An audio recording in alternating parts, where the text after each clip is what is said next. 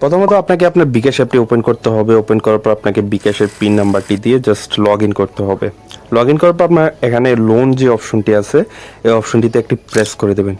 Press করার পর আপনার সামনে এরকম একটি ইন্টারফেস চলে আসবে।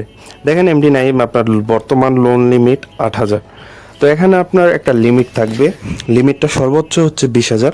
আপনি যত ট্রানজ্যাকশন করবেন এই লিমিটটা তত বাড়বে। সর্বোচ্চ 20,000 পর্যন্ত থাকতে পারে।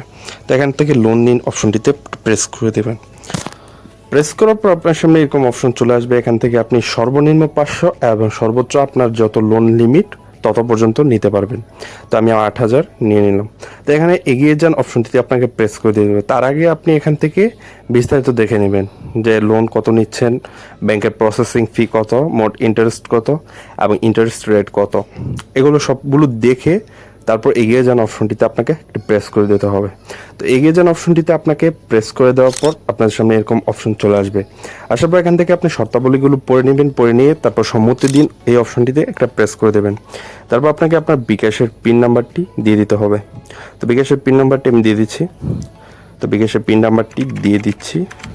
পিন নাম্বার দেওয়ার পর অ্যারো বাটনে প্রেস করতে হবে। প্রেস করার পর আপনার সামনে এরকম ইন্টারফেস চলে আসবে। তো আপনি এখানে ট্যাপ করে ধরে রাখবেন। তো ট্যাপ করে ধরে রাখার সাথে সাথে কিন্তু আপনার বিকাশ অ্যাকাউন্টে টাকাটি চলে আসবে। তো আশা করি আপনাদেরকে এই বিষয়টি বোঝাতে পেরেছি। তো ধন্যবাদ, আজকে এ পর্যন্ত।